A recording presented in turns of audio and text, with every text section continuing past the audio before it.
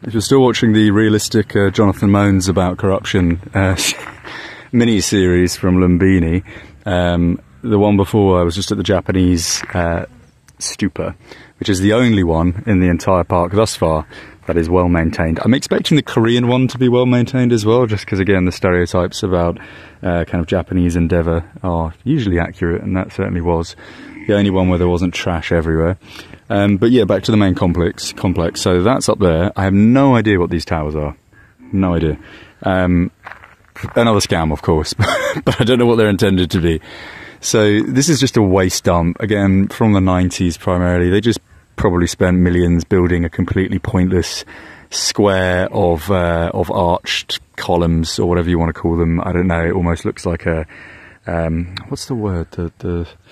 An aqueduct that just goes round and round, almost round and round. But yeah, they have loads of these everywhere. They're all just abandoned. Like, you have them at the entrance. Some have been converted into shops.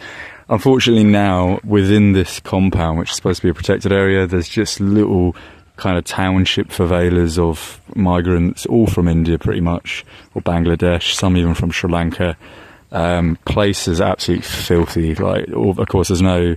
they shouldn't even be here, I'm assuming, but rubbish removal services or anything like that. So it's just all these kind of little poxy, cheap stores and dirty food places, and then there's just mountains of trash, just so unsanitary.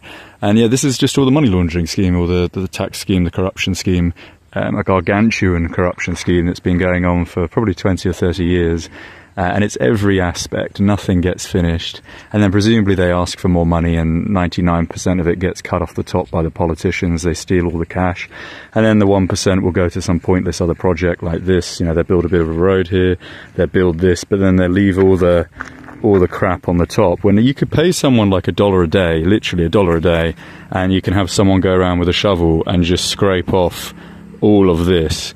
And this is the entire park. These line the roads throughout the park, which is probably what, I don't know, 50, 60 k's square at least. And yeah, no one ever bothered to just, they built it and then no one scrapes off all the crap from the top, which would just take, I literally could do that in 60 seconds, each one, 60 seconds of space. Just the laziness, the absolute laziness, which is cultural for sure, but it's also just corruption. I mean, you know, you do something, you do a percentile of what is required of you. Everyone's stealing the money, people at the top, people at the bottom, no one's doing their work, no one's professional, there's no skilled labourers, they're all just whoever's brother happens to be responsible for employing a truckload of locals. They get to decide. So yeah, that's the gist. It's absolutely one of the worst places I've been. Like, genuinely, like, I don't say that all the time. People probably think I do. You know, there's a lot of corruption everywhere. There's a lot of disappointments. But there's also a lot of gems, and they're mostly natural wonders. I've got a crowd here of listeners. This is my entourage. These are my bodyguards. Yeah, and it's just, I mean, look at it. You can see over there. Just, I mean, the corruption. It's just unbelievable. And I've come across it in the middle of the forest. So there's examples here. There's examples here of kind of these like charitable projects, which is the way they get the money from the old biddies in Kansas and Hampshire or places in wherever, Germany probably. These little projects, and it would say like Gold Mountain Hygiene Educational Learning Centre, something exactly like that. And then it's just fucking abandoned. It's just a shithole building that is basically just, it has disintegrated into the ground. The sign is rusted away from the 90s. And they had to build those little things all around, like I said, to get the money. They have to show pictures to the 65-year-old with a big pension in Kansas and say, hey, look, you know, by doing this, we've already got the first stage done, which cost us about $50 to build. Probably all gutted and empty in the inside, nothing, no electrics, nothing like that. So all just for the image. Oh, we need, you know, we need this money to help build, you know, a local learning facility. And this is all, of course, within this official government complex. So it gives it a little bit of stature, gives it that bit of credibility. Let's go and have a look at this giant corruption project. Got a bit of time to go. It gives it the credibility, doesn't it? You know, you show people these pictures, and of course all of this on paper costs billions or millions at the time. Not that it actually did, but yeah, they believe it. It gives out that credibility, and they have all these just bits of block paving, and which will just end at some point. Again, they haven't scraped all the crap off the top, never do. and we're going to I'm going to show you what's in here. I haven't actually been in here yet. I could be pleasantly surprised. There might be a functioning school and all kinds of things. Maybe some kind of crop harvesting centre, arable farming tutorials going on. Who knows? I doubt it. Or maybe it's just a protection for a wildlife reserve. Let's see. This is built in the wetlands, of course, which meant that the land cost next to nothing to give away. And that way it gives it more credibility, because you could say, oh, look, there's herons around and stuff. You know, this is, associated with the Buddhist principles of, looking after all living creatures and being situated in a place where we have this wildlife. So what we'd do is we'd just build a big fucking pond. It's completely abandoned. No one's up here. This is like right in the far corner. There's loads of this shit as well. We'd just build this giant stadium, which probably costs a lot. Whoever's making the bricks and manufacturing them, one of the president's nephews or sons or uncles, no doubt. Bloody hell, they made a fucking fortune, I can tell you that. So we just build this giant complex, which we will not maintain at all. And then, just have this pond. No one's up here. This is just... And this is everywhere in Lumbini. Just a giant... fucking corruption scam. I don't know what those towers are. They look like nuclear reactors. They look like coal silos or something like that, or chimneys for a power plant.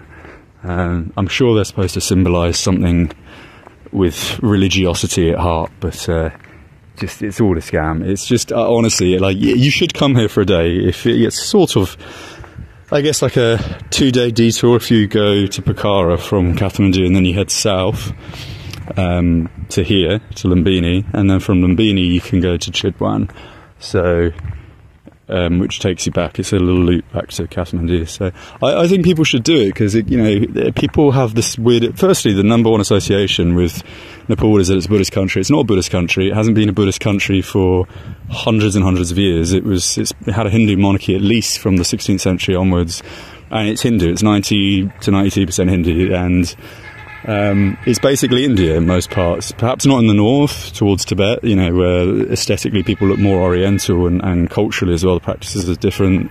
It's more disciplined, it's much quieter. So it's a nicer... That's what I was looking for when I came to Nepal. I was also of the impression that it wouldn't be, so Indian, but they have an open border policy with India. Likewise, Bhutan, until a number of years ago, also had such a policy. And what do you expect? You're next to a country of 1.6 billion people, most of whom are impoverished. So it literally just becomes India, and that's what Nepal is now. You go everywhere and you just think, oh, I'm just in India, and it tells, because the cultural practices are shocking. There's trash everywhere, personal hygiene, filth, just no skilled labour, lack of care, no desire to have upkeep in your as your disposition, whether it's with your business or in your personal life. It's a real big shame. I think Nepal is certainly one of the most corrupt countries I've visited. I put it up there with Georgia, actually, in the Caucasus, based on what they have to offer, the number of tourists that they get. So money does come in.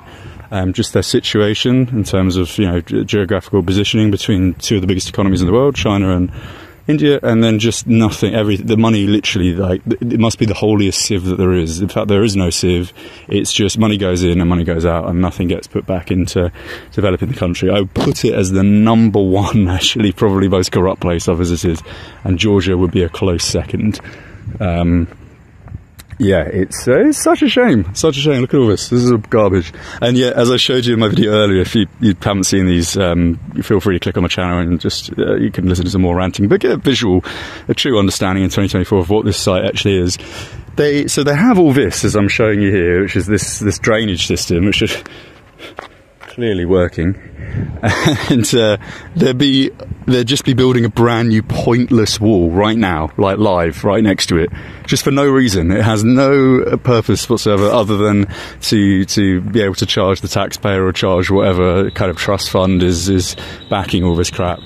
It's just a scam. And now we're going to go back into absolute shithole little bus depot. So I'll leave it there for the next one.